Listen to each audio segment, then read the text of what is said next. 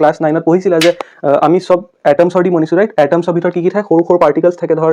Electron হৈ গ'ল বা প্ৰটন হৈ গ'ল তে হিন্তৰ ভিতৰতো নিজৰ এটা চাৰ্জ থাকে তে তেনেকৈ সেই চাৰ্জটো এটা প্ৰপাৰ্টি হয় মেটাৰৰ এক্সপেৰিমেণ্টটো দেখিছিলা যে আমি ফণিখন ঘঁহি পেলাই যেতিয়া কাগজখিনিক ওচৰত আনিলোঁ সেই কাগজখিনি এট্ৰেক্ট হৈ গ'ল কিয় কাৰণ তোমালোকক এক্সামত আহে কি একদম স্মলেষ্ট চাৰ্জ বা একদম সবচে সৰু একদম মিনিমাম চাৰ্জ গোটেই ইউনিভাৰ্চত কোনটো এক্সিষ্ট কৰে এতিয়া ঢেৰ মানে পলিবিলাকে কি কৰে তাৰ 1 কুলম লিখি আহি যায় আনসাৰটো বা 1 2 মানে ভাবে এনেকৈ চাগৈ কিবা লজিক লগায় যে 1 2 টো সবচে সৰু নম্বৰ হয় কাৰণ ঢেৰ চাৰ্জ এক্সিষ্ট কৰে 2 কুলম 5 কুলম 100 কুলম কিমান কুলম এক্সিষ্ট কৰে 1 টো সবচে সৰু হয় কাৰণ 0 কুলম টো চাৰ্জ নহ'ব তে 1 কুলমে হ'ব তে পলিবিলাকে কি কৰে smallest charge possible to 1 coulomb লিখি আহি যায় বা আৰু কোনোবা যদি আগৰ দিমাগ লগাই দিয়ে 0.1 কুলম লিখি আহি যায় যে যোনটো পজিটিভ চাৰ্জ থাকে আৰু এটা বেলেগ পজিটিভ চাৰ্জ থাকে দুইটা ইটো কি কৰে ৰিপেল কৰে বা এটা নেগেটিভ চাৰ্জ আৰু এটা নেগেটিভ চাৰ্জ দুইটাই কি কৰে ৰিপেল মানে কি কৰে ইটো পৰা মানে ওচৰত নাহে একদম দূৰত পঠিয়াই দিয়ে ইটো ইমান টেনশ্যন ল'ব নালাগে জাষ্ট এই কুৱেশ্যনটো চাই ল'লে হ'ল বা ডাইৰেক্ট মনত ৰাখিলে হ'ল যে 1 কুলম চাৰ্জত 6.25 × 10⁻18 টা ইলেক্ট্ৰনছ থাকে কেনেকৈ আহিল বাছ এইটো ধৰ তোমালোকে ফৰ্মুলাটো মানিলে পাহৰি যোৱা hello' everyone how are you all so আজি আমি পঢ়িম ক্লাছ 10 और चैप्टर नंबर 11 इलेक्ट्रिसिटी और एटू आमार हुबो लेक्चर नंबर 1 सो या लेट्स बिगिन एडिटर इंट्रो लगा दिए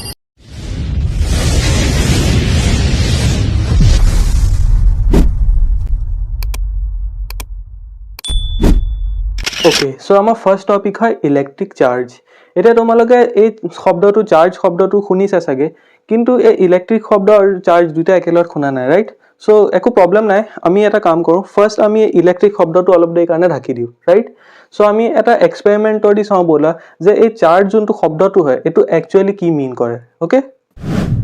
ओके सो चार्जेस बुर की থাকে হেতু এটা एग्जांपल দি চাও বলা সো এতিয়া মুছাৰ ইয়াত এখন কম আছে এখন ফনি আছে আৰু ইয়াক মই কি কৰিম এতিয়া যে সোৱা এই পেপাৰ খিনি ইয়াত কেটান পিসেস পৰি আছে ৰাইট সো মই কমখন এই পেপাৰ খিনি ওচৰ লৈ যাম সোৱা কিবা হৈছে নাই একো নাই হোৱা ইটা না অ্যাট্ৰাক্ট হৈছে না কিবা হৈছে একো হোৱা নাই সোৱা লাগা নাই কিন্তু যদি মই ইয়াক যিকোনো এটা ধৰ মোৰ চুলিত হ'ব পাৰে মোৰ হেয়াৰ স্কিনিত বা কোবাত ধৰ মই শাৰ্টটোত ইয়াত যদি মই এনেকৈ ৰাব কৰি দিও গম পালা ইয়াত যদি মই এই কমখন এনেকৈ ৰাব কৰি দিলো বা ধৰ মই ৰাব কৰি পেলাই দেখুৱাইছো ঠিক আছে ওকে সো মই এখন ৰাব কৰি পেলাই এতিয়া মই চাৰ্জ কৰি দিলো এতিয়া চাও দে মই যেতিয়া এই পেপাৰখিনি ওচৰ লৈ যাম এছো দেখিছা তোমালোকে সৰুতেও কৰিছিলা এছো পেপাৰখিনি লাগি ধৰিছে গো দেইছা এটা কি এটো ম্যাগনেটৰ কাৰণে লাগিছে নেকি না স্যাৰ পেপাৰ টু ম্যাগনেট মানে কেনে হ'ব পাৰে ৰাইট সো ইয়াৰ ৰিজন হয় চাৰ্জ ইয়াক স্ট্যাটিক ইলেক্ট্ৰিসিটি বুলি কয় বাৰু সো এতিয়া চাও চাৰ্জৰ ডেফিনিশনটো ওকে সো তোমালোকে এক্সপেৰিমেন্টটো চালা চাগে তোমালোকে দেখিলা চাগে কেনেকৈ পেপাৰ বুলে এটা মানে চাৰ্জ একুৱায়াৰ কৰি ললে আৰু সেই ফনিখনৰ লগত কি হ'ল অ্যাট্ৰাক্ট হৈ গ'ল ৰাইট সো ইয়াৰ ডেফিনিশনটো চাও Electric charge is a property of matter due to which it can attract or repel other objects. মানে কি কইলে স্যার সো এই ডেফিনেশনটো মানে আমি কি বুজিলু যে ইলেক্ট্রিক চার্জ এনেকুৱা এটা প্ৰপাৰ্টি হয় ম্যাটাৰৰ এনেকুৱা এটা প্ৰপাৰ্টি হয় ম্যাটাৰৰ যাৰ দি হি যিকোনো এটা বস্তুক অ্যাট্ৰাক্ট কৰিব পাৰে মানে তাক নিজৰ ফালে টানিব পাৰে বা ৰিপেল কৰিব পাৰে মানে তাক নিজৰ ফালে পৰা দূৰত একদম মানে পঠিয়াই দিব পাৰে ৰাইট সো ইলেক্ট্ৰিক চাৰ্জ হেতু এটা প্ৰপাৰ্টি হয় ম্যাটাৰৰ বা এনেকুৱা এটা एग्जांपल ধৰ তোমালোকে ক্লাছ 9ত পঢ়িছিলা যে আমি সব এটমছৰ দি বনিছো ৰাইট এটমছৰ ভিতৰত কি থাকে সৰু সৰু পাৰ্টিকলছ থাকে ধৰ ইলেক্ট্ৰন হৈ গ'ল বা প্ৰটন হৈ গ'ল তে হিন্তৰ ভিতৰতো নিজৰ এটা চাৰ্জ থাকে তে তেনেকৈ সেই চাৰ্জটো এটা প্ৰপাৰ্টি হয় ম্যাটাৰৰ মানে যিকোনো বস্তু হ'ব পাৰে ওকে সো ইলেক্ট্ৰিক চাৰ্জ হেতু প্ৰপাৰ্টি হয় ম্যাটাৰৰ যাৰ দি হি অ্যাট্ৰাক্ট কৰে বা ৰিপেল কৰে বেলেগ এটা বস্তু যেনে তোমালোকে এক্সপেৰিমেন্টটো দেখিছিলা যে আমি ফনিখন ঘঁহি পেলাই যেতিয়া কাগজখিনিক ওচৰত আনিলো সেই কাগজখিনি অ্যাট্ৰাক্ট হ'ল কিয় কাৰণ যেতিয়া আমি ফনিখন ৰাব কৰিলো তে সেই যোনটো কম বা ফনিখন হয় হি এটা চাৰ্জ একুৱায়াৰ কৰি ললে যাৰ দি পিসেস কাগজৰ যোনগাল পিসেস হয় সেইখিনি নিজৰ ফালে অ্যাট্ৰাক্ট কৰিলে সো সেই প্ৰপাৰ্টিটোকে আমি কওঁ চাৰ্জ এটা ইয়াৰ এসআই ইউনিট থাকে কুলম যাক আমি সিডি ডিনোট কৰোকে ঢে পলিবিলাক ইয়াত কনফিউজ হৈ যায় যে কি চাৰ্জ হয় তো আমি ইয়াক সিডি ডিনোট কৰি দিম কিন্তু হেতু ভুল হয় কুলম যোনটো থাকে হেতু সিডি আমি ডিনোট কৰো যোনটো কুলম হয় হেতু একচুয়ালি ইয়াৰ ইউনিট থাকে এসআই ইউনিট দেইছা চাগে হেতু চাৰ্জৰ এসআই ইউনিট থাকে কিন্তু একচুয়ালি আমি চাৰ্জক কিহৰ দি ৰিপ্ৰেজেন্ট কৰো কিউডি মানে আমি চাৰ্জটো যোনটো ম্যাগনিটিউড থাকে তাক আমি ৰিপ্ৰেজেন্ট কৰো ওকে মেগনিটিউড মানে হ'ল বস্তুটো কিমান এমাউণ্টত প্ৰেজেণ্ট আছে, তোমালোকে ক্লাছ 9তো পঢ়িছে চাগে, ৰাইট? চ' ইয়াৰ SI ইউনিট হৈ যাব কুলম। এতিয়া আমি চবেই জানো যে যোনটো চাৰ্জ থাকে দুটা টাইপৰ থাকে, ৰাইট? এটা হ'ব পজিটিভ চাৰ্জ, যাক এক্সাম্পল চবেই জানে প্ৰটন, আৰু এটা হ'ব নেগেটিভ চাৰ্জ, যাৰ এক্সাম্পল হ'ব ইলেক্ট্ৰন। অ'কে, চ' নেক্সট টপিক হয় চাম ইম্পৰ্টেণ্ট পইণ্টছ। এইটো তোমালোকে চাৰ্জৰ প্ৰপাৰ্টিজ বুলিও মানি ল'ব পাৰা, বাট চিন্স চাৰ্জৰ মানে এনেকৈ ডাইৰেক্ট প্ৰপাৰ্টিজবোৰ এক্সামত নুসুধে, চ' ডেটছ ৱাই মই চাম ইম্পৰ্টেণ্ট পইণ্টছ বুলিয়ে লিখি দিছোঁ। অ'কে, চ' ফাৰ্ষ্ট পইণ্টটো হ'ব smallest charge possible equals to charge of an electron or a proton. মানে কি ক'লে ছাৰ, এতিয়া তোমালোকক এক্সামত আহে কি একদম স্মলেষ্ট চাৰ্জ বা একদম সবচে সৰু একদম মিনিমাম চাৰ্জ গোটেই ইউনিভাৰ্চত কোনটো এক্সিষ্ট কৰে। এতিয়া ঢেৰ মানে পোৱালিবিলাকে কি কৰে, তাৰ 1 কুলম লিখি আহি যায় আনচাৰটো, বা 1টো মানে ভাবে এনেকৈ চাগৈ কিবা লজিক লগায় যে 1-2টো সবচে সৰু নম্বৰ হয়, কাৰণ ঢেৰ চাৰ্জ এক্সিষ্ট কৰে, 2 কুলম 5 কুলম 100 কুলম কিমান কুলম এক্সিষ্ট কৰে। 1টো সবচে সৰু হয় কাৰণ 0 কুলমটো চাৰ্জে নহ'ব, তে 1 কুলমবে হ'ব। তে পোৱালিবিলাকে কি কৰে smallest charge possible to 1 coulomb লিখি আহি যায়, বা আৰু কোনোবাই যদি আগত দিমাগ লগাই দিয়ে সি 0.1 কুলম লিখি আহি যায়। চ' ইহঁতে কি কৰে 1 কুলম লিখি আহি যায় আল্টিমেটলি এক্সামত। বাট ইয়াৰ আনচাৰটো কি হয়, স্মলেষ্ট চাৰ্জ পচিবল, যাক আমি এলিমেণ্টাৰী চাৰ্জ বুলি কওঁ, তাৰ ভেলিউটো থাকে 1.6 × 10⁻⁻19 কুলম। যোনটো চাৰ্জ থাকে charge of an electron or a proton, মানে চাৰ্জ যোনটো ইলেক্ট্ৰনৰ চাৰ্জ থাকে সেইটো, বা প্ৰটনৰ চাৰ্জ এটা, সেইটোৱে থাকে মিনিমাম চাৰ্জ ইউনিভাৰ্চত। এইটো চাৰ্জে এক্সিষ্ট কৰে, এক এলিমেণ্টাৰী চাৰ্জ বুলিও কয়।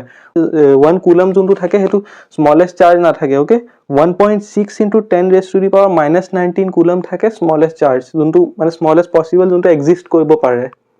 আৰু এইটো ইম্পৰ্টেণ্ট হয় দেই, ভেলিউটো মনত ৰাখিবা, কাৰণ এইটো তোমালোকৰ নিউমেৰিকেলছত আহি যায়, বা এনেকৈ MCQ ডাইৰেক্ট সুধি দিব পাৰে কি স্মলেষ্ট চাৰ্জ পচিবল কি হয়, এইটো 1.6 এইটো ভেলিউটো লিখি দিবা। অ'কে, এতিয়া নেক্সট প্ৰপাৰ্টি হয় like charges repel and unlike charges attract each other. মানে কি ক'লে ছাৰ, যোনবিলাক লাইক চাৰ্জেছ মানে কি থাকে চিমিলাৰ চাৰ্জ। আৰু তোমালোকে জানা যে যোনটো পজিটিভ চাৰ্জ থাকে আৰু এটা বেলেগ পজিটিভ চাৰ্জ থাকে, দুইটাই ইটো সিটো কি কৰে ৰিপেল কৰে, বা এটা নেগেটিভ চাৰ্জ আৰু এটা নেগেটিভ চাৰ্জ দুইটাই কি কৰে ৰিপেল মানে কি কৰে ইটো সিটোৰ পৰা মানে ওচৰত নাহে, একদম দূৰত পঠিয়াই দিয়ে ইটো সিটোক। কিন্তু যদি তুমি আনলাইক মানে যোনবিলাক চিমিলাৰ নহয়, ধৰ এটা পজিটিভ চাৰ্জ এটা নেগেটিভ চাৰ্জ, ৰাইট? এই হিনকেইটাই কি কৰে attract each other, মানে হিনতে কি কৰে attract কৰে। So similar charges like charges repel and unlike non-similar charges attract each other. Okay, so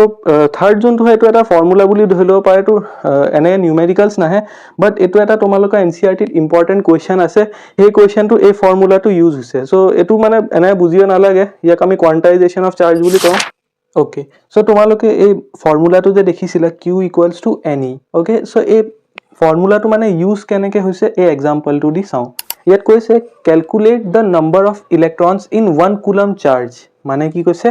1 coulomb চাৰ্জত কেইটা ইলেক্ট্ৰনছ থাকে সেইটো আমাক কেলকুলেট কৰিব লাগে। এতিয়া আমি জানো যে 1 কুলমত কিমান চাৰ্জ থাকে 1.6 × 10⁻⁻19 কুলম, ৰাইট? চ' Q =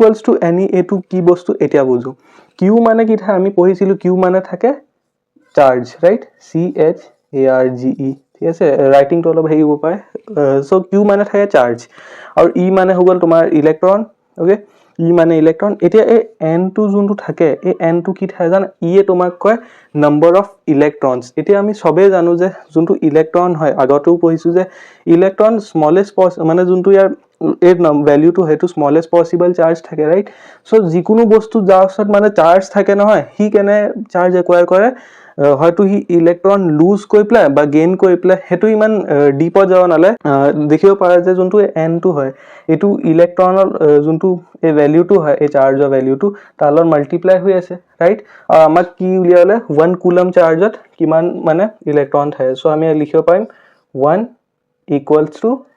N × E ভেলিউ হ'ব 1.6 × 10⁻⁻19। অ'কে, চ' আগেইন ৰাইটিংটো অলপ বেয়া হ'ব পাৰে। অ'কে, কাৰণ মই টেবলৰ ওপৰত থৈ পেলাই বৰ্ডখন লিখি আছোঁ, চ' ৰাইটিংটো অলপ বেয়া হ'ব পাৰে, একো নাই, এডজাষ্ট কৰিলোঁ অলপ। So Q equals to N যোনটো হয় 1 কুলম্বৰ কাৰণে আমাক নম্বৰ অফ ইলেক্ট্ৰনছ উলিয়ালে so ইয়াত 1 হ'ল N টো হ'ব তোমাৰ নম্বৰ অফ ইলেক্ট্ৰনছ কিয় সত মানি লো এটা বডি 2 কুলম চাৰ্জ আছে মানি লো এটো 1 নহয় ইয়াত ধৰ 2 কুলম চাৰ্জ আছে তে এই ফৰ্মুলাটো আমাক কি কৈ দিবা জানা হে তাৰ ভিতৰত কেটা নম্বৰ অফ ইলেক্ট্ৰনছ আছে যাৰ কাৰণে তাৰ ওচৰত 2 কুলম মানে চাৰ্জ হি তাৰ ওচৰত আছে হেতু আমাক এই ফৰ্মুলাটোৱে কৈ দিব পাৰিব গম পালা তে হেই কাৰণে q টো যোনটো থাকে হেতু চাৰ্জ থাকে n টো মানে নম্বৰ অফ ইলেক্ট্ৰনছ e টো এই ইলেক্ট্ৰনৰ ভ্যালুটো বুজি পাইছা সগৈ কাৰণ যদি মানি লোৱা তোমাৰ 10টা লৰা আছে দে বা 5জন লৰা আছে সবৰ ওচৰত দুটা আপেল আছে এটা 5জন লৰা যদি মই খুদু 5জন লৰা ওচৰত টোটাল কেটা আপেল আছে তে তুমি কি কৰিবা 5 * 2 = 10 মানে 10টা আপেল আছে গুটে এটা ওচৰত সিমিলাৰলি হে বডিটোত এটা ইলেক্ট্ৰন যদি চাৰ্জ ইমান হয় আৰু টোটাল চাৰ্জ আছে ধৰ মানি লোৱা the 1 coulomb charge আছে আৰু মই এটা ইলেক্ট্ৰনৰ 1.6 * 10⁻⁻19 কুলম যদি তা চাৰ্জ হয় আৰু মই তোমাক খুদিলো নাম্বাৰ অফ ইলেক্ট্ৰনছ কি হ'ব সো তুমি তো এনেকৈ কইবা না বা এনেকৈ ইয়াক উল্টাকৈ বুজা যে 1.6 * 10⁻⁻19 কুলম যদি এটা ইলেক্ট্ৰনৰ চাৰ্জ হয় আৰু তোমাক মই নাম্বাৰ অফ ইলেক্ট্ৰনছ টু কৈ দিও তে নাম্বাৰ অফ ইলেক্ট্ৰনছ টু যদি তুমি তালৰ মাল্টিপ্লাই কৰি দিয়া তে হে গুটে বডিটো ভিতৰত কিমান চাৰ্জ আছে হেতু তুমি মানে গম পাই যাবা ৰাইট সো ইয়াত কিন্তু আমাক উল্টাটো দিছে ইয়াত কি কৈছে ইয়াত আমাক চাৰ্জটো দিছে যে এটা বডি আছে মানলে যিকোনো এটা বডি আছে ওকে তাৰছত কিমান চাৰ্জ আছে 1 কুলম্বৰ চাৰ্জ আছে ওকে আৰু আমাক খুদিছে নাম্বাৰ অফ ইলেক্ট্ৰনছ কিমান আছে তাৰ ভিতৰত সো এটো আমি উলিয়াব লাগে okay Okay, so my values খিনি অলপ অসুবিধা হৈ আছিল লিখা কাৰণে সো মই ভিডিওটো পজ কৰি পেলাই লিখি দিলো সো আমি কি কইলো কোৱেশ্চনটো কি আছিল নাম্বাৰ অফ ইলেক্ট্ৰনছ উলিয়ালে 1 কুলম চাৰ্জৰ ৰাইট সো এই ফৰ্মুলাটো যোনটো হয় ইয়াৰ আকৰ্ডিং কি হ'ব 1 coulomb equals to number of electrons into 1.6 into 10⁻⁻19 coulomb এটো কি হয় চাৰ্জ অফ এন ইলেক্ট্ৰন বা চাৰ্জ অফ এন প্ৰোটন বাট আমি ইয়াত ইলেক্ট্ৰন বুলিয়ে কম এনে তো দুটা চাৰ্জ সেম থাকে বাট ইলেক্ট্ৰন কি হ'ব কাৰণ আমাক নাম্বাৰ অফ ইলেক্ট্ৰন খুদিছে right so n into number of electrons into তাৰ চাৰ্জটো এতিয়া আমি অলপ বুদ্ধি লগালো আৰু কি কৰিলো আমি যোনটো n টো হয় হেতু ইয়াতে ৰাখিলো আৰু এই যোনটো ভ্যালুটো হয় যে চাৰ্জ অফ এন ইলেক্ট্ৰন এটো আমি ইয়াত 1 আছে ইয়াত আমি ইফালে ডিভাইডাৰ পঠিয়াই দিলো কি কৰিলো সো আমি কি পালো n number of electrons equals to 1 coulomb charge divided by 1.6 * 10⁻⁻19 coulomb কি হয় এটো চার্জ অফ 1 ইলেক্ট্রন হয় না সো ইয়াৰ ভ্যালুটো আমি পালো 6.25 * 10⁻18 ইলেক্ট্ৰনছ বুজি পালা আকৌ এবাৰ চাও এই ফৰ্মুলাটো কি আছিল q = ne এতিয়া ই আমাক কি কৈছে q যোনটো থাকে যে হে q টো কি থাকে চাৰ্জ আৰু n টো কি থাকে তোমাৰ ওচৰত নাম্বাৰ অফ ইলেক্ট্ৰনছ আৰু e টো কি থাকে চাৰ্জ অফ এন ইলেক্ট্ৰন এতিয়া এই ফৰ্মুলাটো আমাক কি কয় জানা এই ফৰ্মুলাটোৱে আমাক কয় যে যিকোনো এটা বস্তু যাৰ ভিতৰত মানে চাৰ্জ আছে তে হে চাৰ্জটো ইলেক্ট্ৰনৰ কাৰণে আহিছে সাগৰ ৰাইট সো হে বডিটো আমাক যদি কৈ দিয়ে কি বডিটোত কিমান চাৰ্জ আছে তে আমি এই ফৰ্মুলাটো দি কৈ দিও পাৰিম যে হে চাৰ্জটোত কিমানটা ইলেক্ট্ৰনছ আছে মানে কিমানটা ইলেক্ট্ৰনছৰ কাৰণে হে বডিটো ওচৰত চাৰ্জ আছে ওকে বা উল্টা ভাইলে ধৰ তোমাক দি দিছে নাম্বাৰ অফ ইলেক্ট্ৰনছ আৰু ইলেক্ট্ৰনৰ ভ্যালুটো তুমি জানাই দুটাক মাল্টিপ্লাই কৰিবা তে বডিটোৰ ভিতৰত টোটাল কিমান চাৰ্জ আছে হেতু তুমি এই ফৰ্মুলাটো দি কৈ দিব পাৰিবা এটুকে আমি কোয়ান্টাইজেशन অফ চাৰ্জ বুলি কওঁ এটো ফৰ্মুলা তোমালোক মানে তেনেকে নাহে বাস মই সিম্পলি কৰাই দিলু কাৰণ এই কোৱেশ্চনটো মানে খুদিছিলে যে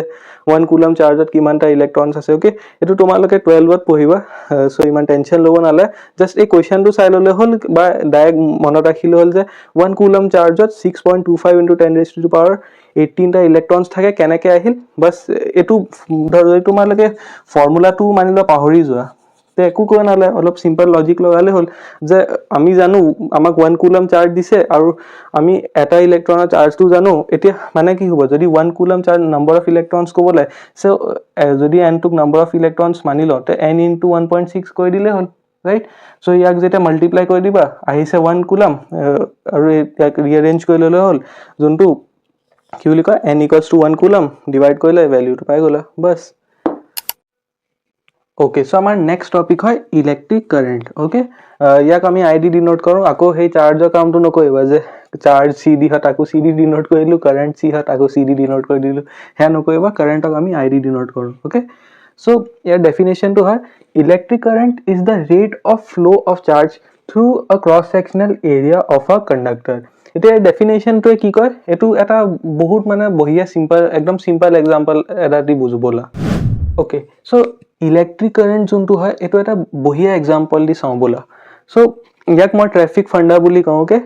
এইটো মানে এটা ট্ৰিক হয় বুজিবলৈ ইলেক্ট্ৰিক কাৰেণ্ট। চ' এয়া চব ওপৰত লিখাখিনি পাহৰি যোৱা, চব পাহৰি যোৱা চব। এতিয়া জাষ্ট এইটোত ধ্যান দিয়া। মানি লোৱা এখন ৰাস্তা আছে দেই, এইটো এটা ৰোড হয়, ধৰ এইটো এটা ৰোড হয়। অ'কে, এতিয়া ৰোডৰ পৰা কাৰ গৈ আছে। অ'কে, এই কাৰ ইয়াৰ পৰা এখন এখন কাৰ, এখন এই গোটেইখিনি কাৰ এই ৰোডটোৰ পৰা গৈ আছে। এতিয়া যদি মই তোমাক সুধিলোঁ কি, মই যদি তোমাক সুধিলোঁ কি মোক এটা কথা কোৱা, মানি লোৱা মই তোমাক এটা গেপ বনাই দিলোঁ কি ইয়াত মই এটা এনেকে পাৰ্ট বনাই দিলোঁ দেই, ইয়াত এনেকে এটা পাৰ্ট বনাই দিলোঁ। অ'কে, ইয়াৰ পৰা মই পাৰ্ট এটা বনাই দিলোঁ আৰু সুধিলোঁ যে তুমি মোক কোৱা কি এই পাৰ্টটো গোটেই ৰোডখন নহয়, এই গোটেই ৰোডটো জাষ্ট ইমানটা এই ডট ডট কেইটা বনাই দিছোঁ যে সেই ডট ডট কেইটা এইটো পাৰ্টত কিমানটা কাৰ গৈ আছে কিমান টাইমত। এতিয়া তুমি চালা যে এই পাৰ্টটোৰ পৰা 4খন কাৰ গৈ আছে, মানি লোৱা 4খন কাৰ গৈ আছে আৰু ইহঁতক ইয়াৰ পৰা যাবলৈ 2 ছেকেণ্ড লাগিছে। অ'কে, এই পাৰ্টটোৰ পৰা 4খন কাৰ গৈছে আৰু ইহঁতক যাবলৈ 2 ছেকেণ্ড লাগিছে। এইটো তুমি মোক ক'লা কি ছাৰ মই গম পাই গ'লোঁ যে ইয়াৰ পৰা 4খন কাৰ এই ঠাইটোৰ পৰা মানে এই পাৰ্টটোৰ পৰা, গোটেই ৰোডটো নহয়, জাষ্ট এই পাৰ্টটোৰ পৰা 4খন কাৰ গৈছে 2 ছেকেণ্ডত। মানে তুমি ইয়াৰ দি এইটোও ক'ব পাৰা বা আমি ইয়াৰ পৰা এইটোও ক'ব পাৰোঁ যে আমি এই পাৰ্টটোৰ পৰা 2খন কাৰ গৈছে পাৰ ছেকেণ্ড, মানে 1 ছেকেণ্ডত এই ঠাইটোৰ পৰা 2খন কাৰ গৈছে, ৰাইট। চিমিলাৰলি যদি এতিয়া আমি অলপ দিমাগ লগাওঁ আৰু কওঁ যে এই কাৰখনক যদি আমি চাৰ্জ বুলি ধৰি লওঁ, ৰাইট, এই কাৰখনক যদি আমি চাৰ্জ বুলি ধৰি লওঁ আৰু এই ৰোডটোক যদি আমি ৱায়াৰ বুলি ধৰি লওঁ, তে ভাবা ইমান মানে চিম্পল হৈ গৈছে কথাটো। কেনেকে ছাৰ, যদি আমি এই কাৰখনক চাৰ্জ বুলি ধৰি ল'লোঁ আৰু ৰোডটোক ৱায়াৰ বুলি ধৰি ল'লোঁ, তে আমি কাৰেণ্টৰ ডেফিনেশ্যনত দেখা নাছিলোঁ নেকি কাৰেণ্ট কেনেকৈ ডিফাইন হয়, rate of flow' of charge through a cross sectional area. গম পালা, মানে এটা চাৰ্জ, এটা ক্ৰছ ছেকশ্যন এৰিয়া, এইটো গোটেই ৰোডটো নহয়, মানি লোৱা এইটো এটা ৱায়াৰ হয় এতিয়া দেই, গোটেই ৱায়াৰটো নহয়, এটা ৱায়াৰটোৰ পৰা এটা সৰু পাৰ্ট, এটা ক্ৰছ ছেকশ্যনৰ পৰা কিমানটা চাৰ্জ, কিমানখন কাৰ পাছ হৈ আছে বা কিমানটা চাৰ্জ পাছ হৈ আছে, সেইটোৱে থাকে কাৰেণ্ট। গম পালা, বুজিলা, সেইটোৱে থাকে কাৰেণ্ট। মানে কি হ'ল, যদি আমি এতিয়া পাহৰি যাওঁ কি এইটো ৰোড হয়। অ'কে, মই এইখিনি ইৰেজ কৰি দিছোঁ, মানি লোৱা এইখিনি চাৰ্জেছে হয়। অ'কে, এইটো মোহাৰি দিছোঁ মই। অ'কে, চ' এতিয়া আমি মানি লৈছোঁ এইটো এটা কণ্ডাক্টৰ হয়। অ'কে, এইটো এটা কণ্ডাক্টৰ হয়। ইয়াৰ পৰা মানি লোৱা চাৰ্জেছখিনি পাছ হৈ আছে, মানে ধেৰ চাৰ্জ গৈ আছে বা কাৰেণ্ট ফ্ল' কৰি আছে, কাৰণ কাৰেণ্টটো কি থাকে, rate of flow' of charge. কিন্তু যদি মই তোমাক একজেক্টলি সুধোঁ কি কাৰেণ্ট কিমান গৈ আছে, তে আমি কাৰেণ্টৰ ডেফিনেশ্যনটো যেতিয়া চাইছিলোঁ আমি গম পাইছিলোঁ যে current is the rate of flow' of charge, ফ্ল' হৈ আছে চাৰ্জখিনি through a cross sectional area. মানে গোটেই তাৰটো নহয়, এটা সৰু পাৰ্ট লৈ ল'লোঁ, এটা ক্ৰছ ছেকশ্যন এৰিয়া লৈ ল'লোঁ, সেই ক্ৰছ ছেকশ্যন এৰিয়াটোৰ পৰা কিমানটা চাৰ্জ এটা পাৰ্টিকুলাৰ টাইমত পাছ হৈ আছে, তাকে আমি কওঁ ইলেক্ট্ৰিক কাৰেণ্ট, ৰাইট। সেইকাৰণে চোৱা, ইয়াৰ ফৰ্মুলাটোতো আছে current equals to charge per unit time, কিমানটা চাৰ্জ পাছ হৈ আছে পাৰ ইউনিট টাইম ডিভাইডেড বাই টাইম। মানে কি হ'ল, মানি লোৱা ধৰ ইয়াৰ পৰা ধৰ 2 কুলম চাৰ্জ পাছ হৈ আছে 2 ছেকেণ্ডত দেই, তে আমি কি কৰিম, 2 কুলম চাৰ্জ আছে নহয়, টাইমটো কিমান 2 ছেকেণ্ড, তো আমি কি কৰিম 2 কুলম ডিভাইডেড বাই 2 ছেকেণ্ড, আমাৰ কাৰেণ্টটো কিমান আহিল 1 এম্পিয়াৰ। গম পালা যে কাৰেণ্টটো কি থাকে, ফ্ল' of charge through a cross sectional area. Okay, চ' তোমালোকে বুজি পালা চাগৈ কাৰেণ্ট কি থাকে এক্সাম্পলটো দি, ৰাইট। চ' ইয়াৰ SI ইউনিট থাকে এম্পিয়াৰ, যাক আমি A দি ডিনোট কৰোঁ, আৰু ইয়াৰ ফৰ্মুলাটো থাকে I ইকুৱেলছ টু Q/T। যেনে তোমালোকক বুজোৱা নাছিলোঁ নেকি এক্সাম্পলটোত যে বুজিছিলা, তেনেকৈ Q কি থাকে, charge per unit time, current is defined as charge per unit time. মানে এটা মানি লোৱা এটা কণ্ডাক্টৰ আছে ধৰ, যেনেকৈ এক্সাম্পলটো তোমালোকৰ ট্ৰেফিকৰ এক্সাম্পল দি বুজাইছিলোঁ, এতিয়া মানি লোৱা এটা ৱায়াৰ আছে, তাত ধৰ চাৰ্জেছ আছে, ৰাইট। চ' এইটো মানি লোৱা এটা একদম এটা ৱায়াৰৰ পাৰ্টহে হয় দেই, তে এই ৱায়াৰৰ পাৰ্টটোৰ পৰা বা এই ক্ৰছ ছেকশ্যনেলটোৰ পৰা কিমানটা চাৰ্জ পাছ হৈ আছে এটা পাৰ্টিকুলাৰ টাইমত তাকে আমি কওঁ কাৰেণ্ট সেকশ্যন মানি লোৱা এটা তাৰ আছে দেই এটা কণ্ডাক্টৰ আছে তাৰ পৰা চাৰ্জেছ বিলাক ফ্লো হৈ আছে ধৰ এনে মানি লোৱা যে চাৰ্জ বিলাক ফ্লো কৰি আছে ড্ৰয়িংটো বেয়া হ'ব পাৰে দেই সো ধৰ ইয়াৰ পৰা চাৰ্জ বিলাক ফ্লো কৰি আছে আৰু ইয়াত যে লিখা আছে ক্ৰছ সেকশ্যনাল এৰিয়া মানি লোৱা আমি ক্ৰছ সেকশ্যন এৰিয়া মানে কি এটা সৰু পাৰ্ট এটা আমি এই ওয়্যাৰটোৰ পৰা লৈ লৈছো মানি লোৱা এই মাৰ্কাৰটোৱে তোমাৰ ওয়্যাৰ হয় ওকে সো ইয়াত আমি কি কৈছো সৰু ক্ৰছ সেকশ্যন মানে এটা সৰু পাৰ্ট লৈছো এটা সৰু পাৰ্ট ধৰ তোমালৈ এনে মানি লব পাৰা কি এটো ধৰ ওয়্যাৰ হয় ন ইয়াৰ পৰা ধৰ আমি এটা সৰু পাৰ্ট লৈছো ইয়াক যেতিয়া তোমালোকে মাজৰ পৰা এই হেইটো কাটি দিলা এই ওয়্যাৰটো কাটি দিলা তে তুমি এটা সৰু ক্ৰছ সেকশ্যন এৰিয়া পাই গলা ৰাইট এটা পাৰ্ট পাই গলা সো এই পাৰ্টটো পৰাই এই পাৰ্টটো যদি আমি এই ওয়্যাৰটো ধৰি লওঁ দে তে এই পাৰ্টটোৰ পৰা মানে কিমানটা চাৰ্জ ফ্লো হৈ আছে এটা পাৰ্টিকুলাৰ টাইমক তাকে আমি কওঁ কাৰেণ্ট তোমালোকে ট্ৰাফিকৰ এক্সাম্পলটো চাইছিলে যেনেকে তেনেকুৱা থাকে কাৰেণ্ট ওকে ওকে সো আৰু এটা ইম্পৰ্টেন্ট টপিক আছে ডাইৰেকশন অফ কাৰেণ্ট সো এটা কাৰেণ্টৰ ডাইৰেকশন কি হয় মানে কাৰেণ্ট ফ্লো কোনফালে হ'ব কাৰণ আমি সবে জানো যে এটা যদি সাৰ্কিট বনাও ধৰ এটা মানি লোৱা এটো এটা বাল্ব লাগি আছে দে হেটো এটা বাল্ব হয় এটো এটা বাল্ব লাগি আছে এখিনি ওয়্যাৰ হয় আৰু মানি লোৱা এটো এটা হেৰি হয় ব্যাটাৰি হয় ওকে এটো ইয়া পজিটিভ টাৰ্মিনাল এটো নেগেটিভ টাৰ্মিনাল এই সাৰ্কিট ডায়াগ্ৰাম খিনি টেনশন লব নালাগে তো আমি আগত পঢ়িম জাস্ট এতিয়া ইমান জানি লোৱা যে যদি মই তোমাক খুদু এটো এটা ব্যাটাৰি লাগি আছে এতিয়া কাৰেণ্টৰ ডাইৰেকশন কোনটো হ'ব এটা বুকত যদি তুমি চোৱাতে এই কাৰেণ্টৰ ডাইৰেকশন এফালে দিব মানে এটো যদি পজিটিভ টাৰ্মিনাল হয় ব্যাটাৰি ইয়াৰ পৰা কাৰেণ্টটো ওলাব ইয়াত সোমাব আৰু ইয়াত বাল্বটো তোমাক গ্লো কৰিব আকৌ ইয়াৰ পৰা আকৌ ওলাই আকৌ এই নেগেটিভ টাৰ্মিনাললৈ আহি যাব ইয়াৰ পৰা মানে এনেকে যাব আৰু এনেকে আহিব সো এটো হ'ল কাৰেণ্টৰ ডাইৰেকশন কিন্তু একচুয়ালি কাৰেন্টৰ দুটা ডাইৰেকশন থাকে এটা তুমি কবা স্যাৰ কাৰেন্টৰ দুটা ডাইৰেকশন কেনে হ'ব পাৰে আমি তো ইয়াৰ পৰা কৈ দিব পাৰো যে কাৰেন্ট এফালে গৈ আছে তে কাৰেন্ট দুফালে গৈ আছে তো আমি কেনে কৈ দিব পাৰো ওকে সো কাৰেন্টৰ দুটা ডাইরেকশন থাকে কিয় এটা থাকে কনভেনশনাল ডাইরেকশন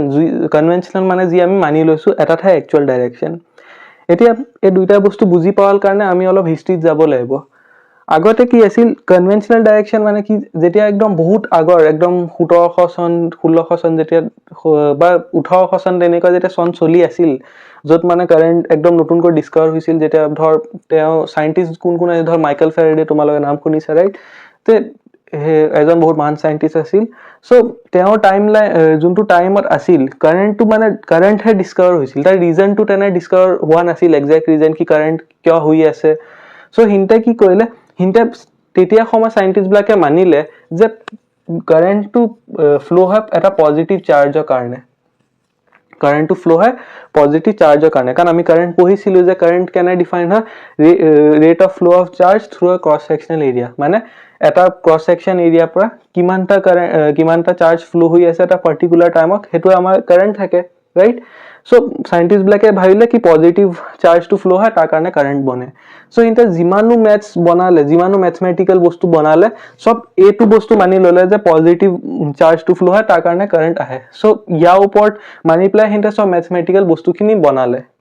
কিন্তু 1900sত এটা বহুত বহিয়াৰ ডিসকভাৰি হৈ গল তোমালোকে 9 ক্লাছতো পাইছা জে থমসন বুলি এজন বহুত মহান সাইন্টিস্ট আছে তেও কি ডিসকভাৰ কৰিলে তেও এটা ক্যাথোড ৰে এক্সপেৰিমেন্ট তোমালোকে পঢ়িছে চাগৈ তাত এটা বহিয়া বস্তু ডিসকভাৰ হৈ গল আৰু হেতু হল ইলেক্ট্ৰনছ ডিসকভাৰি হৈ গল আৰু পিছত সাইন্টিস্ট বিলাকে গম পালে যে যোনটো একচুয়াল ডাইৰেকশন থাকে কাৰেন্টৰ হেতু কিহৰ কাৰণে থাকে ইলেক্ট্ৰনছৰ বিষয়ে ইলেক্ট্ৰনছৰ কাৰণে কাৰেন্টটো ফ্লো হয় কিন্তু প্ৰবলেম এটো আহিল কি আমি 1600 সনত বা 1600 সন আছে মানে আগতে যোন যেতে ইলেক্ট্ৰন ডিসকভাৰ হোৱা নাছিলে তেতিয়া আমি তো পজিটিভ চাৰ্জৰ ফালে কারেন্ট ফ্লো হয় বুলি মানি লৈছিলো কিন্তু এতিয়াটো আমি গম পালো যে ইলেক্ট্ৰনৰ কাৰণে হে কাৰেন্ট ফ্লো হৈ আছে আৰু প্ৰবলেম এটো হল কি কিছু ইয়াত ইনতে যেতে চালে সাইন্টিস্ট বিলাকে মানে আগতে এতিয়াটো গম পালে যে ইলেক্ট্ৰনৰ কাৰণে কাৰেন্ট ফ্লো হয় কিন্তু প্ৰবলেম কি আহিল যে আগতে ইনতে পজিটিভ চাৰ্জ এটা কাৰণে কাৰেন্ট ফ্লো হয় বুলি কাৰেন্ট আহে বুলি ভাবি আছিল যে পজিটিভ চাৰ্জ এটা ফ্লো কৰে তাৰ কাৰণে কাৰেন্ট আহে তে প্ৰবলেমটো এটো আহিল কি ইনতে কাৰেন্টৰ ডাইৰেকশন ধৰ ব্যাটাৰিৰ এটা পজিটিভ টাৰ্মিনাল এটা নেগেটিভ টাৰ্মিনাল থাকে তোমালোকে জানেটো আমি আগতো পঢ়িম পজিটিভ যোনটো পজিটিভ টাৰ্মিনেল হয় ইয়াৰ পৰা যোনটো কাৰেণ্ট আহে ইয়াৰ পৰা ধৰ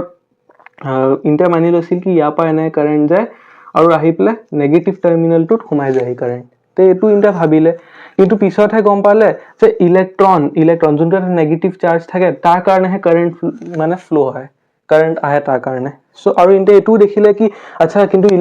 পজিটিভ যোনটো আমি মানি আছো যে কাৰেণ্ট এফালে ফ্লো হৈ আছে আমি এইটো মানি লৈছিলো কি পজিটিভৰ পৰা ফ্লো হৈ আছে বুলি আগতে মানিছিলে কিন্তু পিছত দেখিলে কি যোনবিলাক ইলেক্ট্ৰনছবোৰ থাকে সেই ইলেক্ট্ৰনছবোৰ কিন্তু আকৌ উল্টাকৈ চলে মানে ইলেক্ট্ৰনছবোৰ নেগেটিভৰ পৰা এফালে গৈ পেলাই পজিটিভত সোমায়হি যাৰ কাৰণে কাৰেণ্ট কজ হয় এতিয়া প্ৰবলেম হেতু আহিল কি আমি ম্যাথছ খিনিটো ইয়াৰ ওপৰত বনাইছিলো যে পজিটিভৰ পৰা ওলাই নেগেটিভলৈ সোমায় সো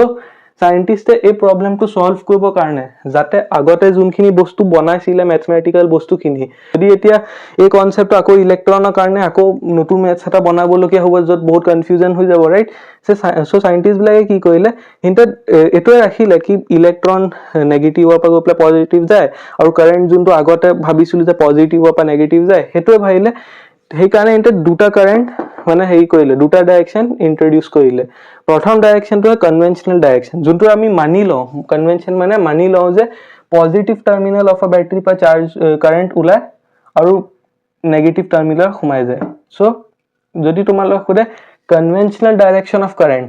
সো কোবা positive terminal of battery to negative terminal of battery কিন্তু যদি তোমালোক একচুয়াল ডাইৰেকশন খুদে যেটা পিছত গম পালে যে একচুয়ালি কাৰেন্ট পজিটিভ চাৰ্জৰ কাৰণে ফ্লো হোৱা নাই নেগেটিভ চাৰ্জ যোনটো ইলেক্ট্ৰনছ থাকে হেবিলাক ফ্লো কৰি আছে তাৰ কাৰণেহে কাৰেন্ট হৈ আছে কিন্তু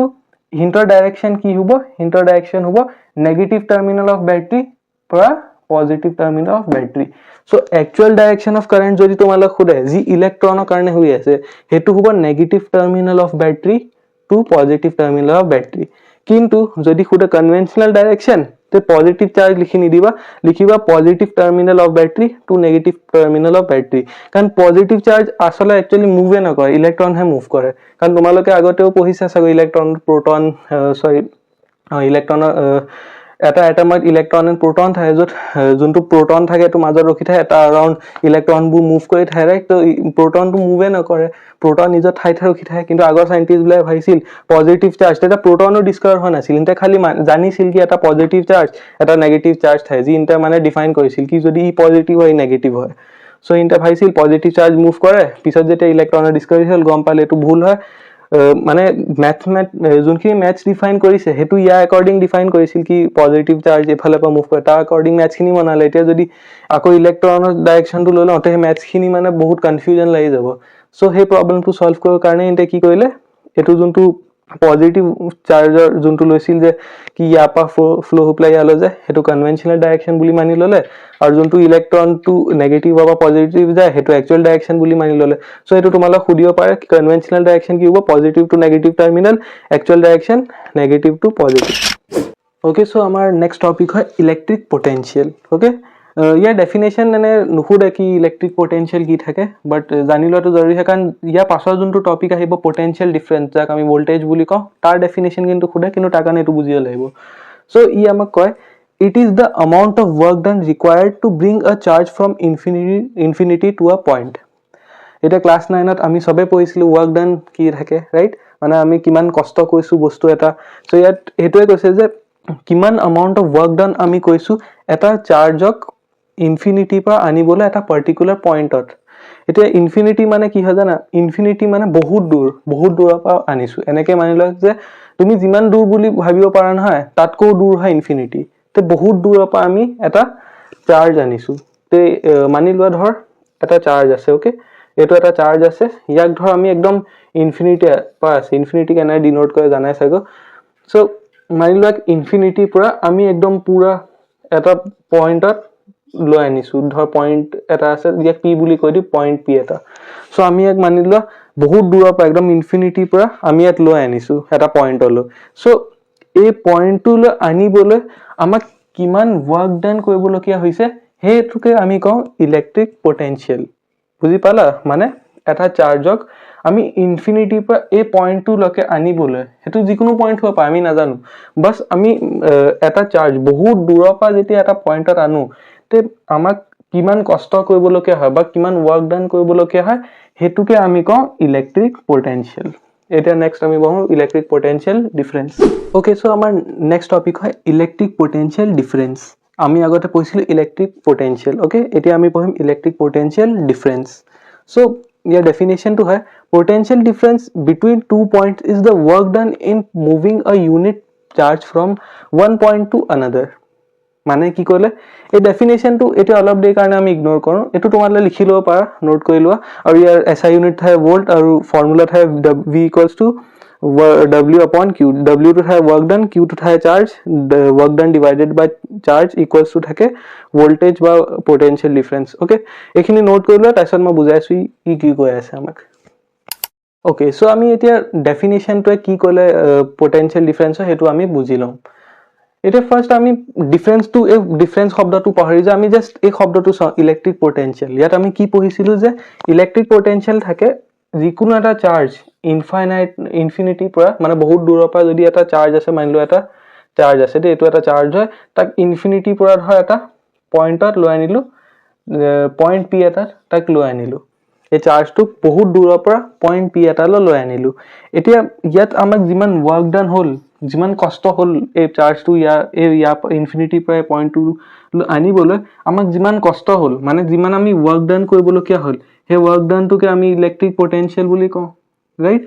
সো এতিয়া যদি আমি ডিফাৰেন্স শব্দটো মিলাই দিও তে ইয়াৰ মানে কি হয় স্যাৰ সো ইয়াৰ দি একো বহুত মানে ডাঙৰ একদম হেৰি বনি যায় কনসেপ্ট এটোৱে হয় বাট কনসেপ্ট এটো কিয় হয় হেতু এবাৰ চাও বলা ওকে সো তোমালোকে ইলেক্ট্ৰিক পটেনশিয়াল ডিফাৰেন্সৰ ডেফিনেশনটো চালা এতিয়া আমি এটা বহিয়া এক্সাম্পল দি চাম এটা অলপ দেই কাৰণে সব পাহৰি যা যিমানো পঢ়িছা কাৰেন্ট একদম ইলেক্ট্ৰিক পটেনশিয়াল সাৰ্কিট জিও পঢ়িছা সব পাহৰি যা চাৰ্জেস সব পাহৰি যা আৰু জাস্ট এই এক্সাম্পলটোত ভাবা মানি লোৱা মই তোমাক কৈছো যে এটা ট্যাঙ্কি আছে য'ত পানী ভৰি আছে ইয়াত পানী নাই ওকে এই দুটা ট্যাঙ্কি আছে এটাত পানী ভৰি আছে এটা পানী ভৰা নাই আৰু দুইটা এটা পাইপৰ দি কানেক্ট হৈ আছে আৰু এটা ট্যাঙ্কি আমি কি কৰিলো হাই লেভেলত থৈছো মানে এটো মানিলো অলপ ওপৰত থৈছো এই ট্যাঙ্কিটোতকৈ অলপ ওপৰত থৈছো আৰু এই ট্যাঙ্কিটো ডাইৰেক্ট গ্ৰাউণ্ডতে থৈ আহিছো এই ট্যাঙ্কিটো গ্ৰাউণ্ডৰ অলপ ওপৰত থৈছো কিবা এটা ধৰ বনাই দিছে আৰু তাৰ ওপৰত থৈ দিছো আৰু এই ট্যাঙ্কিটো ডাইৰেক্ট গ্ৰাউণ্ডত থৈ দিছো এতিয়া যদি মই তোমাক প্ৰশ্ন এটা খুদু কি ইয়াত পানী আছে ইয়াত বেছি পানী আছে আৰু ইয়াত পানীয়ে নাই বা এতিয়া কাৰণে ইয়াত পানীয়ে নাই তে ইয়াৰ পৰা পানীটো ফ্লো হ'ব নে নহয় হ'ব কাৰণ তোমালোকেও জানা যে ইয়াত পানী নাই ইয়াত পানী আছে তে ইয়াৰ পৰা পানী পাইপৰ পৰা এনেকৈ গৈ পেলাই ইয়াত পানী যেতিয়ালৈকে মানে দুইটা সমান হৈ নাযায় পানী তেতিয়ালৈকে ফ্লো হৈ থাকিব ৰাইট মানি লোৱা যদি ট্যাঙ্কিটো তলতো থৈ দিও ধৰ হাই লেভেলৰ পৰা ধৰ সেম দুইটা ট্যাঙ্কি সেম লেভেলত থৈ দিও দে এটো মই ৰাপ কৰি পেলাই হে কৰি দিছো ওকে ধৰ এতিয়া চোৱা আমি কি কৰিলো ট্যাঙ্ক দুইটা সেম লেভেলত আনিলো ওকে সেম গ্ৰাউণ্ডতে ধৰ থৈলো সেম লেভেলত আনিলো এতিয়া দুইটা মাজত কোনো হাইটৰ ডিফাৰেন্স নাই হেতু আগৰ এক্সাম্পলটোত হাইটৰ ডিফাৰেন্স আছিল এটোত হাইটৰ ডিফাৰেন্স নাই এতিয়া ইয়াত ইমান মানিলো ইমানখিনি পানী আছে দে ইয়াৰ লেভেল ইমান লেভেললৈকে পানীখিনি আছে আৰু ইয়াত পানী নাই একদমে পানী নাই এটা তোমাক যদি মই আকৌ খুদু কি ইয়াৰ পৰা পানী ফ্লো কৰিব না নকৰে তে তুমি কবা হয় স্যাৰ কৰিব কাৰণ কিয় পানীটো ফ্লো ইয়াৰ পৰা যিহেতু ইয়াত পানী নাই ইয়াত পানী কম আছে বা ইয়াত পানীয়ে নাই আৰু ইয়াত পানী ধেৰ আছে তে ইয়াৰ পৰা পানী গৈ থাকিব আৰু যেতিয়ালৈকে দুইটা যোনটো হেৰি হয় কি বুলি কয় পানী লেভেল হয় মানি লোৱা ইয়াত হয় যেতিয়ালৈকে দুইটা পানী লেভেল সেম হৈ নাযায় তেতিয়ালৈকে ফ্লো হৈ থাকিব এটা তুমি অলপ ভাবা নিজে ভাবা কি যদি পানীটো কি সদায় কাৰণে ইয়াত যদি আছিল ইমানমান আৰু ইয়াত নাছিল তে কি সদায় কাৰণে পানী গৈ থাকিব নি গৈ নাথাকে যেতিয়ালৈকে পানীটো সেম লেভেলত আহি নাযায় তেতিয়ালৈকেহে পানীটো ফ্লো কৰিব ৰাইট মানে যেতিয়া দুইটা মানি লোৱা ইমান মানত যদি পানী ইমান লেভেলত আহিল ইয়াতো পানীটো যদি ইমান লেভেলত আহি গল ফ্লো কৰি তে লাষ্টত গৈতো ৰখি যাব হয় নে নহয় লাষ্টত গৈ পানী ফ্লো কৰাই ৰখি যাব ৰাইট সো সিমিলারলি আমার যোনটো ওয়্যার থাকে যে ওয়্যারটো কারেন্ট এনেকে ফ্লো হয় কেনে স্যার ইয়াতটো আপুনি ধে কিবা কি কইলে যে পানী ইয়াত বেছি লেভেলত ইয়াত বেছি পানী আছিল ইয়াত কম পানী আছিল আৰু এটা সময় ৰখি গল কি হৈ আছে একো বুজি পোৱা নাই ৰাইট সো এই এক্সাম্পলটো দি এটা ইলেক্ট্ৰিসিটি কেনেকে মানে ৰিলেট হয় হেতু চাও বলা ওকে সো এতিয়া এই এক্সাম্পলটো চোৱা এতিয়া কেনেকে আমি এই এক্সাম্পলটো লগত সেই ট্যাঙ্কৰ এক্সাম্পলটো ৰিলেট কৰিব পাৰিম ওকে মানি লোৱা আমাৰ ওচৰত এটা চাৰ্কিট আছে, চাৰ্কিট আকৌ মই কৈ দিছোঁ চাৰ্কিট আমি বনোৱা শিকিম, চ' টেনশ্যন ল'ব নালাগে যে এইটো কি বনালে একো বুজি পোৱা নাই, টেনশ্যন নল'বা, সেয়া চব আমি আগৰ লেকচাৰত শিকিম চাৰ্কিট কেনে বনায়। অ'কে, এতিয়া জাষ্ট ইমান জানিলে হ'ল কি মই ইয়াত চাৰ্কিট এটা বনাই দিছোঁ, আৰু এইটো বক্স নহয় দেই, এইটো ৱায়াৰে হয়, এনেকুৱা নহয় যে ছাৰ এইটোতো পাতল ৱায়াৰ, এইটো ইমান শকত ৱায়াৰ বনাই দিলে যে, নাই তেনে নহয়, এইটো ৱায়াৰ ছেইম হয়, জাষ্ট মই ৱায়াৰটো জুম ইন কৰি দিছোঁ, যাৰ দি তোমালোকে ভিতৰৰ চাৰ্জগাল দেখি পাবা দেই, ভিতৰত মানে কাৰেণ্ট ইলেক্ট্ৰিচিটি ফ্ল' হৈ থকা দেখি পাবা। চ' মই এই ৱায়াৰটো ডাঙৰ কৰি দিছোঁ, এনেকুৱা নহয় যে এইটো পাতল এইটো শকত ৱায়াৰ বেলেগ ৱায়াৰ, তেনে নহয়, দুটা ছেইম ৱায়াৰে হয়, জাষ্ট মই এইটো জুম ইন কৰি দিছোঁ, মানে এইটো ডাঙৰ কৰি দিছোঁ তোমালোকৰ কাৰণে। এতিয়া তোমালোকক যদি মই সুধোঁ, ইয়াততো চোৱা ইলেক্ট্ৰিচিটি ফ্ল' হৈ আছে, অ'কে, এতিয়া কাৰণে এইটো পাহৰি যোৱা ধৰ, অ'কে। চ' এতিয়া মই তোমালোকক সুধোঁ কি ইয়াত ধৰ হেৰি আছে দেই, সেই চাৰ্জেছ আছে, ইয়াত মানি লোৱা এতিয়া ইলেক্ট্ৰিচিটি ফ্ল' হোৱা নাই, অ'কে, এনেই জাষ্ট এয়াৰখিনি হেৰি কৰি দিছোঁ, অ'কে। চ' ইয়াত ধৰ এতিয়া ইলেক্ট্ৰিচিটি ফ্ল' হোৱা নাই,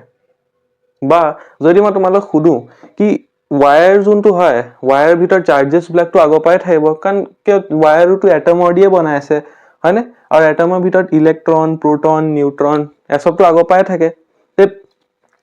ৱায়াৰটোৰ ভিতৰত চাৰ্জেছটো অলৰেডি আছে, হয়নে নহয়, কিন্তু চাৰ্জেছবিলাক আমি পঢ়িছোঁ যে চাৰ্জেছবিলাক যেতিয়া মুভ হ'ব তেতিয়াহে ইলেক্ট্ৰিচিটি আহিব, মানেতো ছাৰ মই যদি এনেকে ৱায়াৰ এডাল গোলকৈ লগাই দিওঁ তে তাৰ দিটো ফ্ল' এনেকেও হৈ যাব লাগে। অ'কে, চ' এই চাৰ্কিটটো চোৱা, এতিয়া চাৰ্কিটটোত আমি কি বনালোঁ, এটা বেটাৰী বনাইছোঁ, এটা চাৰ্কিট এইটো, আৰু এইটো ৱায়াৰ হয়, আৰু এইটো এটা চাৰ্জ হয়, অ'কে। আগেইন এইটো শকত ৱায়াৰ নহয় দেই, আৰু এইটো পাতল ৱায়াৰ, সেইটো নহয়, দুইটা ছেইম ৱায়াৰ হয়, জাষ্ট এইটো মই ডাঙৰ কৰি দিছোঁ তোমালোকক দেখুৱাবৰ কাৰণে। চ' ইয়াত তোমালোকে দেখিছা চাগৈ, এতিয়া যে আমি টেংকৰ এক্সাম্পলটোত পঢ়িছিলোঁ, টেংকৰ এক্সাম্পলটোত কি আছিলে, এটা টেংকত যদি বেছি পানী আছে, এটা টেংকত কম পানী আছে, তে ডাঙৰটোৰ পৰা কমটোলৈ পানী ফ্ল' কৰি থাকিব, ফ্ল' কৰি আৰু কেতিয়ালৈকে ফ্ল' কৰিব, যেতিয়ালৈকে টেংকৰ পানী দুইটা সমান হৈ নাযায়, যেনেকেই সমান হৈ গ'ল ফ্ল'টো ৰখি গ'ল, হয়নে। চিমিলাৰলি আমাৰ আৰু যদি দুইটা লেভেলটো সমান থাকে তে ষ্টপ, মানে পানী ফ্ল'য়ে নকৰিব। চিমিলাৰলি আমাৰ যোনটো ৱায়াৰ থাকে তাত নিজে চাৰ্জেছবোৰ ফ্ল' কেতিয়াও নকৰে, কিয়, কাৰণ আমি পটেনচিয়েল কি পঢ়িছিলোঁ, এটা চাৰ্জ ইনফিনিটিৰ পৰা এটা পইণ্টত আনি পেলাই, মানে যিমান ৱৰ্ক ডাউন হয় ইনফিনিটিৰ পৰা বা বহুত দূৰৰ পৰা লৈ আনিবলৈ এটা পইণ্টত, তাকে আমি পটেনচিয়েল বুলি ক'লোঁ। চিমিলাৰলি চব ঠাইত এটা পটেনচিয়েল এক্সিষ্ট কৰে, চব ঠাইত পটেনচিয়েল এক্সিষ্ট কৰে, বাছ এতিয়াৰ কাৰণে ইমান জানি লোৱা কি চব ঠাইত পটেনচিয়েল এক্সিষ্ট কৰে, আৰু বা সেয়া চবো পাহৰি যোৱা, পটেনচিয়েল এসব কি হয় চব পাহৰি যোৱা, জাষ্ট ইমান মনত ৰাখিলে হ'ল, তোমাৰ 10 ক্লাছত জাষ্ট ইমান মনত ৰাখিলে হ'ল কি যোনটো বেটাৰী থাকে সি কি কৰে, সি চাৰ্জেছবিলাক যদি আমি বেটাৰীটো অঁতহাই দিওঁ, সেই চাৰ্জেছবিলাক নিজেতো মুভ নহ'ব, হয়নে, চাৰ্জেছবিলাক নিজে কেতিয়াও মুভ নহ'ব, যে তুমি দেখিছা নি তাৰ এডাল গোলকৈ লগাই থৈ দিছোঁ কাৰেণ্ট ফ্ল' হৈ গৈছে, তেনেকুৱাটো নহয়। সেইকাৰণে যদি আমি ইয়াত বেটাৰী লগাই দিওঁ, তে বেটাৰীয়ে কি কৰে জানা, বেটাৰীয়ে এটা পটেনচিয়েল ডিফাৰেঞ্চ ক্ৰিয়েট কৰি দিয়ে, ডিফাৰেঞ্চ মানে দুইটাৰ মাজত এটা ডিফাৰেঞ্চ, আৰু ধৰ ইয়াত মানিলে যদি পটেনচিয়েল বেছি আছে, ইয়াত কম আছে, বাছ এতিয়া যেনেকে টেংকত পানীটো, ইয়াত পানী বেছি আছিল, ইয়াত পানী কম আছিল, সেইকাৰণে পানী ফ্ল' হৈ গ'ল। চিমিলাৰলি যোনটো আমাৰ বেটাৰী থাকে সি কি কৰে, এটা পটেনচিয়েল ডিফাৰেঞ্চ ক্ৰিয়েট কৰি দিয়ে, তাৰ দি কি হ'ব, মানি লোৱা পটেনচিয়েল ডিফাৰেঞ্চ আমি ডিফাইন কেনেকৈ কৰোঁ, ধৰ চাৰ্জটোক এটা পইণ্টৰ পৰা এইটো পইণ্টত লৈ যাবলৈ আমাক কিমান ৱৰ্ক ডাউন কৰিব লাগে, নৰ্মেল পটেনচিয়েলত আমি চাৰ্জটো ইনফিনিটিৰ পৰা আনো, আৰু পটেনচিয়েল ডিফাৰেঞ্চত আমি এটা পইণ্ট লৈ লওঁ, আৰু এটা পইণ্ট লৈ লওঁ, দুইটাৰ মাজত মানে চাৰ্জটো লৈ যাবলৈ কিমান ৱৰ্ক ডাউন কৰিব লাগে, সেইটো হয় পটেনচিয়েল ডিফাৰেঞ্চ। তো চিমিলাৰলি যেতিয়া ই পটেনচিয়েল ডিফাৰেঞ্চ এটা ক্ৰিয়েট কৰি দিয়ে, তেতিয়া কি হয় জানা, এটা পইণ্টত পটেনচিয়েল বেছি থাকে, মানে বেছি বনি যায়, আৰু এটা পটেনচিয়েলত কম, এটা পইণ্টত পটেনচিয়েল কম বনি যায়, তাৰ দি কি হ'ব, এই চাৰ্জটো যোনটো হ'ব সিও পানী নিচিনাই হয়, পানী নহয় মানে পানী নিচিনাই কি কৰিব, চাৰ্জটো ফ্ল' কৰিব লাগি যাব, গম পালা। এইফালে যদি বেছি পটেনচিয়েল আছে, এইফালে পটেনচিয়েল কম আছে, বেটাৰীটোৱে বনাইছে, এইফালে বেছি পটেনচিয়েল, এইফালে কম পটেনচিয়েল, তে এই চাৰ্জটো কি হ'ব, ফ্ল' হোৱা ষ্টাৰ্ট হৈ যাব, আৰু আমাৰ ইলেক্ট্ৰিক কাৰেণ্ট বনি যাব, বুজি পালা। চ' ইলেক্ট্ৰিক পটেনচিয়েল ডিফাৰেঞ্চ এতিয়া 10 ক্লাছত তোমালোকে ইমান ডিপলি যাব নালাগে যে কি হৈ আছে, একো মানে হেৰি হৈ আছে, একো মানে ক'ব নালাগে, যদি তোমালোকে সুধিলে যে ডেফিনেশ্যন সুধিব, ডেফিনেশ্যনত কৈ দিলে হ'ল যে ইলেক্ট্ৰিক পটেনচিয়েল ডিফাৰেঞ্চৰ ডেফিনেশ্যন হয়, এটা চাৰ্জক এটা পইণ্টৰ পৰা এটা পজিটিভ এটা ইউনিট পজিটিভ চাৰ্জক এটা পইণ্টৰ পৰা ইটো পইণ্টলৈ লৈ যাবলৈ আমাক যিমান ৱৰ্ক ডান কৰিবলগীয়া হৈছে, যিমান কাম কৰিবলগীয়া হৈছে নহয়, সেইটোৱে হ'ল ইলেক্ট্ৰিক পটেঞ্চিয়েল ডিফাৰেঞ্চ। আৰু সেই কামটো কৰে কোনে? যোনটো ৱৰ্ক ডান কৰিব লাগে সেইটোৱে বেটাৰীয়ে কৰে। বাছ ইমান মনত ৰাখিলে হ'ল। তোমালোকে অলপ মই বেছি এক্সট্ৰা কৰিলোঁ, তিমান নালাগে, জাষ্ট ডেফিনেশ্যনটো মনত ৰাখিবা আৰু এইটো জানিলে হ'ল কি বেটাৰীয়ে সেই পটেঞ্চিয়েল ডিফাৰেঞ্চটো ক্ৰিয়েট কৰে, বেটাৰীয়ে ৱৰ্ক ডানটো কৰে যাৰ দি চাৰ্জটো এটা পইণ্টৰ পৰা ইটো পইণ্টলৈ যায় আৰু কাৰেণ্টটো ফ্ল' হয়। কাৰণ তোমালোকে দেখিছা যদি বেটাৰীটো আঁতৰাই দিওঁ তে কাৰেণ্ট ফ্ল' হোৱা বন্ধ হৈ যাব, হয়নে? চ' এইটোৱে হ'ল তোমালোকৰ ইলেক্ট্ৰিক পটেঞ্চিয়েল ডিফাৰেঞ্চৰ কনচেপ্ট। অ'কে, চ' আজিৰ কাৰণে ইমানে। আজি আমি ফাৰ্ষ্ট লেকচাৰত কি পঢ়িলোঁ? ফাৰ্ষ্ট আমি পঢ়িলোঁ চাৰ্জ, টাইপছ অফ চাৰ্জ, তাৰ কেনেধৰণৰ প্ৰপাৰ্টিজ, তাৰপাছত কাৰেণ্ট ইলেক্ট্ৰিচিটিৰ বিষয়ে পঢ়িলোঁ, আকৌ ইলেক্ট্ৰিক পটেঞ্চিয়েল ডিফাৰেঞ্চ এসব পঢ়িলোঁ। আৰু নেক্সট লেকচাৰত আমি চাৰ্কিট এসব পঢ়িম, আকৌ ওমছ ল আছে, ৰেজিষ্টেঞ্চ, ৰেজিষ্টিভিটি, এসব ঢেৰ বস্তু আছে, সেই আগৰ লেকচাৰত আমি বহুত ভালকৈ পঢ়িম। চ' আজিৰ কাৰণে তোমালোকৰ কাৰণে এটা সৰু হোমৱৰ্কো আছে, NCERT ৰিডিং, য'লৈকে পঢ়িছা যে পটেঞ্চিয়েল এসব মানে পটেঞ্চিয়েল ডিফাৰেঞ্চ এসব চাৰ্কিটৰ চিম্বলছবিলাক নহয়, তাৰ আগৰ বস্তুখিনি যিখিনি পঢ়িছা তাৰলৈকে এবাৰ NCERT ৰিডিংটো দিবা, তোমালোকৰ কনচেপ্ট ক্লিয়াৰ হৈ যাব। Okay, so till then take care. Thank you.